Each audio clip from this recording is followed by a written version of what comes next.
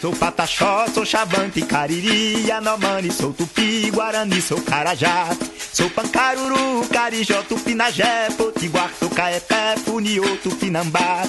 Sou Pancaruru, Carijó, Tupinagé, Potiguar, sou Caeté, Funiô, Tupinambá. Os povos indígenas do Brasil vivem uma difícil situação. Entre os principais problemas, podemos destacar a morosidade da FUNAI na demarcação das terras, a violência sofrida pelos índios nos conflitos contra fazendeiros, usineiros e policiais, a criminalização das lideranças que organizam a resistência de seus povos e a pressão do governo federal para a construção de empreendimentos que impactam as terras indígenas, como lagos e usinas hidrelétricas, a transposição do Rio São Francisco e até usinas nucleares.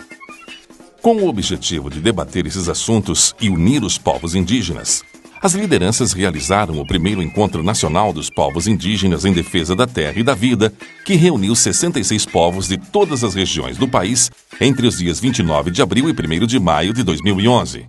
Nós conseguimos trazer aquele povo que está sofrendo, né?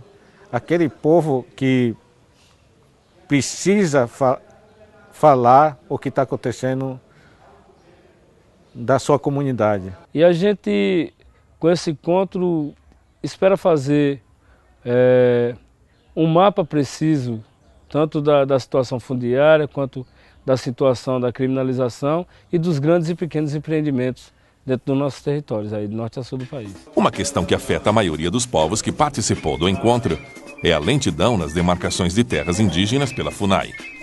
Embora o decreto 1775 estabeleça um prazo breve para a conclusão da demarcação, o processo acaba demorando cerca de 10 a 15 anos.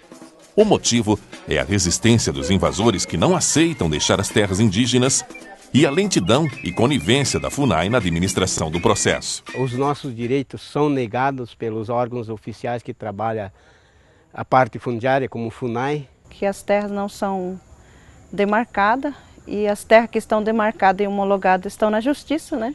Então a gente está lutando para que esse povo volta novamente para a terra origem. Na continuidade a gente também vai ter que ir para a rua, a gente vai ter que fazer alguma coisa para ter a nossa terra demarcada, porque os nossos parentes estão passando necessidade e a falta dessa demarcação de terra. Lutamos muito pelo direito do índio na Constituição Federal de 88. Os artigos com os seus parágrafos que foi dado aos índios como garantia dos seus direitos não está sendo respeitado. A questão de demarcação das terras indígenas no Nordeste merece um capítulo especial, à parte, porque é onde nós vamos ter uma maior inércia da FUNAI, uma maior dificuldade da FUNAI avançar. A preocupação da gente é que a juíza acelera o julgamento daquele perícia arqueólogo que fizeram, que era para julgar dentro de um ano, foi já para estar com 2 anos agora para julgamento. Teve um recesso do Supremo Tribunal Federal em julho do ano passado.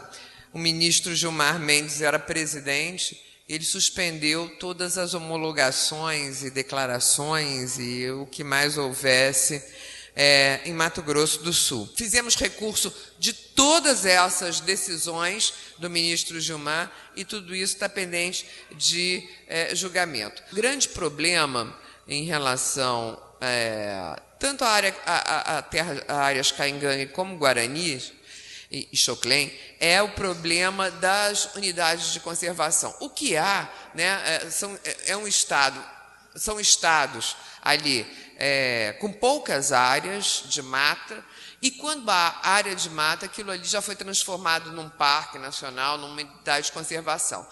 O que tem acontecido? A FUNAI leva isso, se a FUNAI não levar, o Chico Mendes leva para uma Câmara de Conciliação na Advocacia Geral da União, para essa Câmara de Conciliação tentar resolver o conflito. Não resolve. E aí as coisas têm se eternizado. A nossa liderança vem derramando sangue, vem perdendo as suas vidas. E por isso nós estamos aqui hoje lutando, abrindo a boca, gritando e pedindo socorro. As nossas terras que não estão demarcadas estão Muitas delas estão nas mãos de particulares hoje, estão na mão de empresas. Por isso que invasores estão lá, trabalhando, realmente ilegal. Muitas das nossas famílias têm ido para as beiras de estrada mesmo, para as beiras das rodovias, né? Morando debaixo de lona preta, né? Muitas vezes em condições que nenhum ser humano pode viver. A pressão é muito grande e tem outros parentes, por exemplo, do povo Pancararu, que estão praticamente na favela de São Paulo. Apesar de tanto sofrimento, o nosso povo vem resistindo a tudo isso, né? Resistindo contra empresas, né? Contra o próprio governo, muitas vezes, que resiste em reconhecer o nosso direito, que é um direito sagrado, que é a terra. E aí o que a gente quer que seja feito esse estudo e essa demarcação para que a gente tire o nosso sustento de dentro da nossa área, para que a gente continue mantendo as nossas tradições, os nossos pontos tradicionais, a nossa cultura, né, os ensinamentos para os mais jovens, para que quando a gente não esteja lá, eles possam continuar com essa luta. Os conflitos gerados pelas disputas das terras obrigam os indígenas a resistirem à violência praticada contra eles. Isso acontece principalmente através das retomadas das áreas indígenas invadidas. Os indígenas substituem as plantações de cana ou as lavouras dos invasores por suas culturas tradicionais. A reação dos fazendeiros gera violência contra as lideranças indígenas, a exemplo do que aconteceu com Aníbal Potiguara, na Paraíba. Como eu faço parte das retomadas, sou o pivô das retomadas lá do povo potiguara, os usineiros querem a minha cabeça de todo jeito. Graças ao meu bom pai Deus, meu Deus Tupã, que eu estou vivo. Porque os fazendeiros lá, os usineiros, pagaram lá os pistoleiros para me matar. Levei 4 tiros, 3 tiros na cabeça e 1 na costela. Mas na costela não entrou nem na cabeça, que Deus Tupã existe para ele. Outra liderança perseguida por sua resistência contra os invasores é o cacique Babau Tupinambá, da Serra do Padeiro, na Bahia. Quando a antropóloga, eu lembro de 2008, quando a antropóloga foi à aldeia para entregar o estudo, no dia seguinte, 2 dias depois, a Polícia Federal atacou com 180 homens e helicóptero e tudo, a comunidade. Então não pode dizer que não foi uma ação de governo contra diretamente a nós. O relatório é entregue e nós sofremos um ataque. E aí começa a criminalização em massa quando sabe que o povo é guerreiro e luta pela sua terra. Depois do relatório publicado e entrou as contestações, aí começou os fazendeiros se organizar em associações, arrecadar dinheiro e dizer valores financeiros pelo assassinato das lideranças. Eu fui uma das lideranças, como vocês sabem, que foi publicado em revista e tudo, o valor de meu assassinato, de minha cabeça, para quem me matar. Então a gente tem feito o mapeamento da situação, a gente percebe que a criminalização de norte a sul do país, ela aumentou bastante. O povo está brigando atrás da terra, é um direito. E a polícia não pode simplesmente impedir manifestação, simplesmente colocar uma pessoa, imputar um crime, porque a pessoa, uma liderança, está buscando o direito à vida, que é o direito à terra. O povo indígena sem a terra não tem vida. Como é que ele vai fazer a cultura, fazer a sua vida e a futura geração, como é que fica? Temos ciência de que em muitos lugares no Brasil as investigações são conduzidas por pessoas que já estão informadas e influenciadas por terceiros, que têm interesse na criminalização de certos indivíduos dentre os índios. Parece que quando acontece com um não índio, tudo é altamente grave. Eu vejo aí todo mundo que falou aí da tortura, do tempo da ditadura, todo mundo Ave Maria, e eu tô vendo aí as novelas, os negócios. E com nós índios, que acontece nos 500 anos, nos 511 anos, diariamente, isso acontece. E eles não consideram crime, não consideram coisa horrorosa. O governo federal propaga sua política desenvolvimentista, concretizada através do PAC, Plano de Aceleração do Crescimento, através de grandes empreendimentos de infraestrutura espalhados por todas as regiões do Brasil. Mas o impacto desses empreendimentos sobre o meio ambiente e sobre as terras indígenas provoca efeitos irremediáveis sobre a terra e a vida das pessoas afetadas por essas construções. São usinas hidrelétricas como Belo Monte, Estreito, Santo Antônio e Giral, a transposição do Rio São Francisco e até mesmo uma usina nuclear que já está sendo projetada para o município de Itacuruba, Pernambuco, dentro das terras do povo Pancará. Hoje nós temos grandes projetos do governo, aí em nome do desenvolvimento do Brasil, que é o PAC, né? Existem vários projetos grandes projetos que atingem diretamente as nossas comunidades. E muitas das vezes esses grandes projetos negociam com as nossas comunidades, fazendo acordos, né, para conseguir o aval das nossas comunidades, para esses empreendimentos acontecerem. Fazem acordo tipo TAC, né, que os pessoal chamam, para poder realizar as obras. Mas muitas das vezes esses acordos não são cumpridos pelas empresas que vão fazer o empreendimento, né? Como o governo está fazendo esses projetos grandes, os parentes, nós que moramos dentro da região, que a água vai matar muitas as matas e os pássaros e os bichos que estão sobrevivendo em cima da terra. O impacto ele pode ser classificado como o direto, né? Ou seja, é aquele em que afeta especificamente pela passagem de um linhão na terra indígena ou pela inundação de parte das terras em função dos lagos, no caso das hidroelétricas, ou o chamado impacto indireto, que é aquele que a proximidade dessas obras,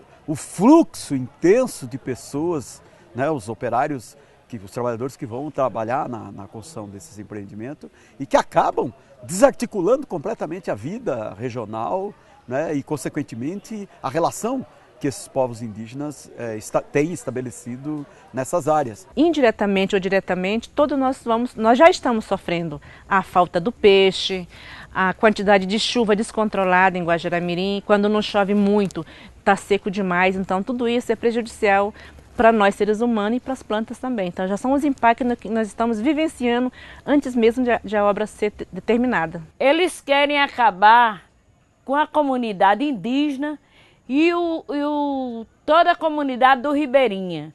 Porque do Rio São Francisco é de que nós sobrevivemos.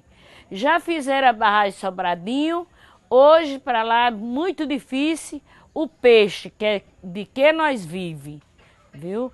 E agora querem nos dar, fazer essas barragens e nos dar nossas terras, que Orocó fica no eixo da transposição. Mas se Deus quisesse, o Rio São Francisco, aonde eles querem colocar, ele tinha feito lá. Não queremos a usina nuclear no município de Itacuruba. A ameaça da extinção dos peixes, porque ela pode superaquecer a água, precisa da água para o resfriamento. Ela pode estar superaquecendo. O processo de radiação, o criatório, que vai ficar impossibilitado nas proximidades. A carne do criatório você não vai poder estar consumindo, né? Você pode adoecer. A vegetação, ela pode sofrer esse processo de radiação. O plantio também, ele fica bastante impossibilitado por também sofrer com esse processo de radiação da usina. Então, fica muito mais difícil a sobrevivência nas proximidades da usina ou até se ela vier a pegar parte da área que a gente reivindica. Se for construído Belo Monte, o Rio Xingu será um esqueleto, não é mais nem um rio. Um esqueleto igual aqui, na terra seca mesmo, porque geralmente é um rio, ele é muito grande, é enorme, o Rio Xingu é grande e bonito, dá de se ver agora presente, né? Na natureza bonita, a estrutura do rio. E com o passar do tempo, se for construído esse empreendimento, vai acabar o rio. E também, não só o rio, como nós também vamos acabar junto, perdendo a cultura, entendeu?